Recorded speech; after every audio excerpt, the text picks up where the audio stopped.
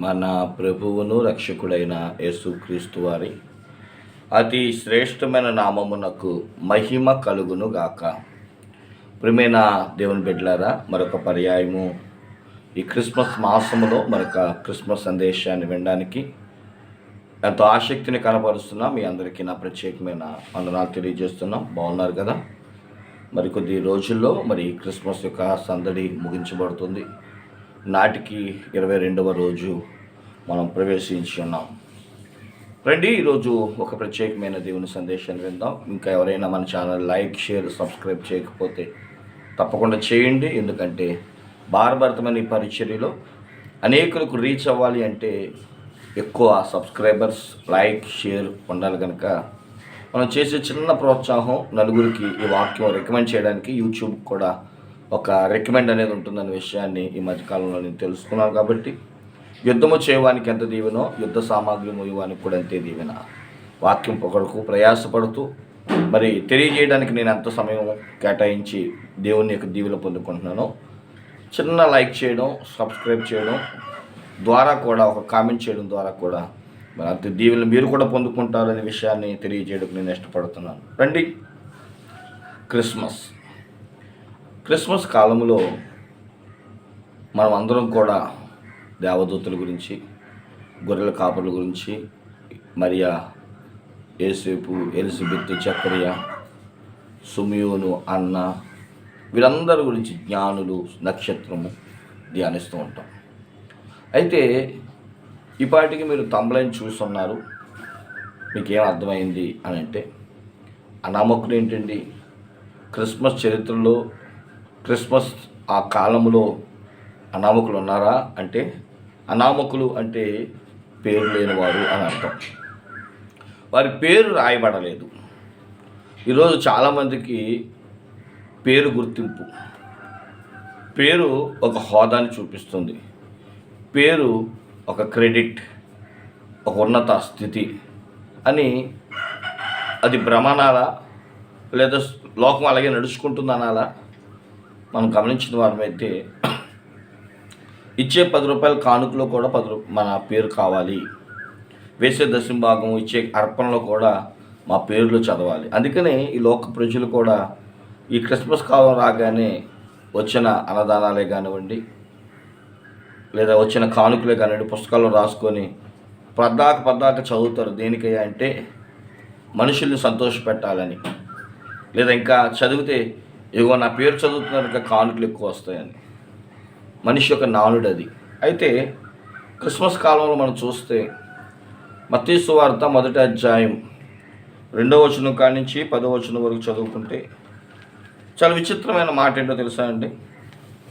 లేదా 2వ వచనం కాడి నుంచి 16 దాకా చదువుకుంటే ఇందులో ఎక్కువ మగవాళ్ళ యొక్క పేర్లే కనబడతాయి. ఒక 5 స్త్రీల పేర్లే మనం ఇందులో చూస్తాం. మొత్తం మత్తయి సువార్తలో 42 మంది వంశావళి చరిత్ర ఉంది, కానీ 5 పేర్లు మట్టికి స్త్రీ పేర్లు రాయబడ్డాయి. అదే లూకా సువార్తలో మనం చూస్తే అంటే 42 వంశావళి యొక్క పేర్లలో 5 పేర్లు స్త్రీలైతే, లూకా సువార్త 3వ అధ్యాయంలో అయితే 76 వంశావళులు.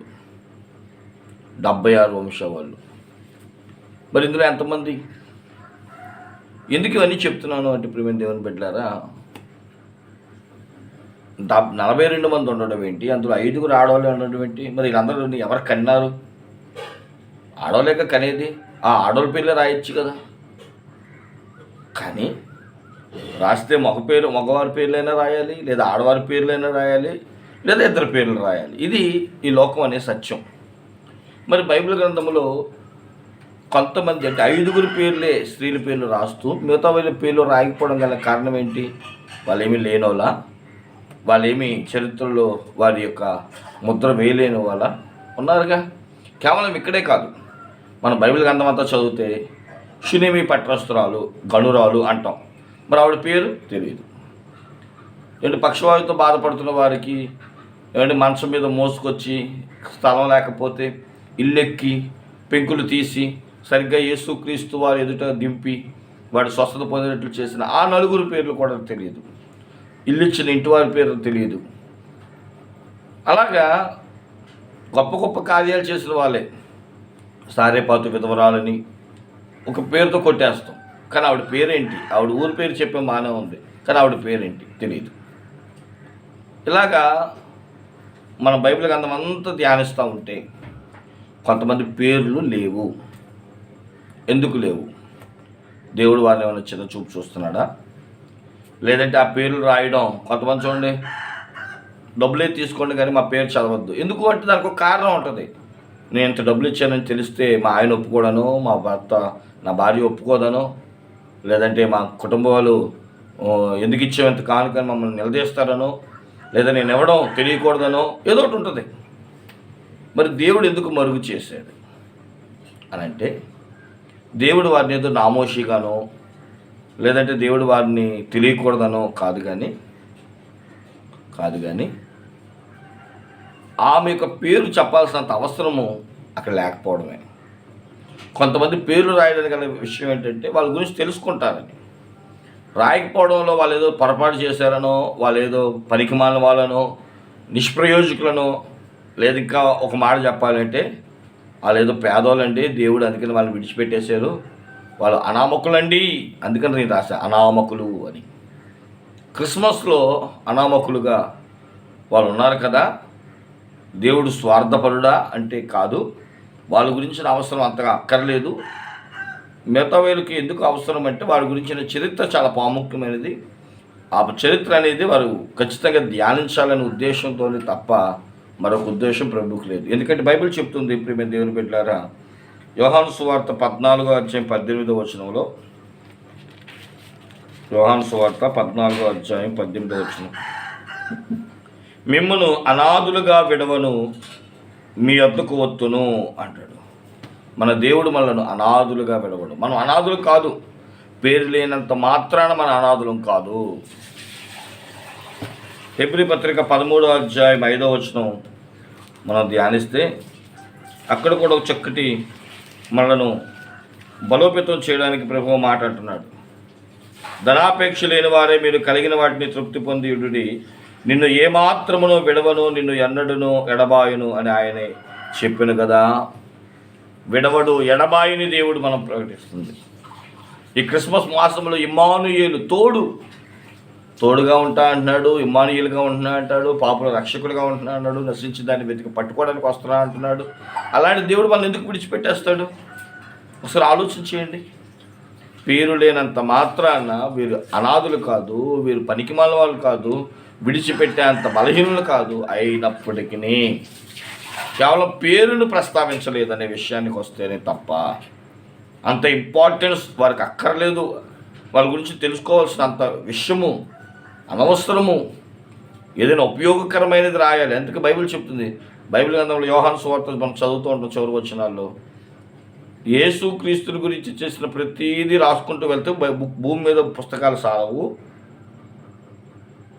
బైబిల్ చాలదు, మనం మొయ్యలేము దాన్ని, మనం దాన్ని ధ్యానించలేము. కాబట్టి ఏదో అంటే ఇలాగ అనాలి. ఏమన్నా అంటే ప్రతి విషయాన్ని రాసుకుంటూ పోతే అది అనవసరముది అవుతుంది.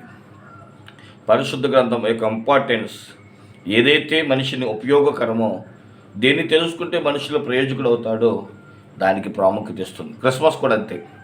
కాబట్టి క్రిస్మస్లో కొన్ని వాటికి దేవుడు ప్రాముఖ్యత ఇచ్చాడు. ఆ కొన్ని వాటిని చూసి క్రిస్మస్ తాత ఏంటండి, మరి చెట్టు ఏంటండి, ఆ నక్షత్రాలు ఏంటండి, దేవుడు వారికి ప్రాముఖ్యత ఇవ్వాల. అలా అని పెట్టుకోవద్దనో లేదా పెట్టుకున్నారని ఒక ఆచారంగానో జరిగించట్లేదు, కానీ అవి అనవసరము అని దేవుడు అనుకున్నాడు. కాబట్టి అవసరమైన దాని ముందు ధ్యానించండి, అనవసర వాటి గురించి మనం చర్చించాల్సిన పని లేదు. దేవుడు కొన్నిసార్లు మౌనంగా ఉన్నాడు అంటే మనం కూడా మౌనంగా ఉండడమే ప్రాముఖ్యమైనది. దాన్ని విమర్శించడము, దాని గురించి తెలియజేయడము, దాని గురించి చర్చను చేసుకుందామని చెప్పి కూర్చోవడము, ఇది బుద్ధిహీనుల యొక్క లక్షణం. కాబట్టి జ్ఞానవంతుల వలె సమయాన్ని సద్వినియోగం చేసుకుంటూ మనం అనామకులం కాదని, దేవుడు మన పేరు ప్రస్తావించలేదని. ఎందుకంటే ఈరోజు చూడండి, ఈ క్రిస్మస్ మాసం రాగానే కానుకలు ఇచ్చిన తర్వాత నా పేరు చదవలేదని అలిగినోళ్ళు, అంటే నీ దైవజనుడు నీ పేరు చదవలేదు అని అంటే అంత అవసరం లేదు అన్నది ఉద్దేశమే తప్ప నేను పరిమాలవాడిగాను నేను ఏదో తక్కువ చేసానో కాదు. ఇంకో మాట చెప్పమంటారా, కుడి చేత్తో ఇచ్చింది ఎడమ చేతికి తెలియకూడదు. కాబట్టి నా మట్టుకు నేనేమంటానంటే మనం ఇచ్చిన కానుకలు కూడా చదవకపోవడం 100% మంచిది. ఎందుకంటే ఆశీర్వాదం పోతుంది. మీకు తెలుసా, మన కానుకలు చదవడం వల్ల ఆశీర్వాదం పోతుంది, ఇచ్చిన ఉపయోగం లేదు, దానివల్ల దీవెన పొందలేము. అందుకనే సాధ్యమైనంత వరకు మన పేర్లు చదవకుండానే, మన గుర్తింపు రాకుండానే, మనకి అంత ప్రాముఖ్యత ఇవ్వకుండానే ఆశీర్వాదాన్ని పొందుదాం. నిజంగా క్రైస్తవ జీవితంలో గొప్ప ఆశీర్వాదం మరుగుగా ఉండడమే, మౌనంగా ఉండడమే, నిదానముగాను కాముగా ఓర్పుతో ఉండడమే. ఓర్పుతో నీ ప్రాణాన్ని దక్కించుకుంటాం, ఓర్పుతో ఆశీర్వాదాలు దక్కించుకుంటాం. కాబట్టి పేరు లేనంత మాత్రాన మనం పనికిమాలం కాదని, పేరుంటే గనులము కాదని గుర్తిరిగి ఉన్నను లేనప్పటికీ కూడా ప్రభు కనుదృష్టిలో మనం ఉన్నామని ఎరుగుదాం. యోహాను సువార్త 4 లేదా 2:24 అంటాడు, యేసు సమస్తమును ఎరుగును గనక ఆయనకి కనుదృష్టిలో మనం ఉన్నామని సంతోషిస్తూ, సంతోషమైన క్రిస్మస్ మాసంలో మనం ఉన్నాం, సంతోషంగా క్రిస్మస్ చేసుకుందాం, దేవుడి దీవెనలు పొందుకుందాం. దేవుడి మాటలు దీవించిన గాక. ఆమేన్. తలవంచండి, ప్రార్థన. మహాగరుడువైన మా తండ్రి, మహోన్నతుడానికి వందనాలు.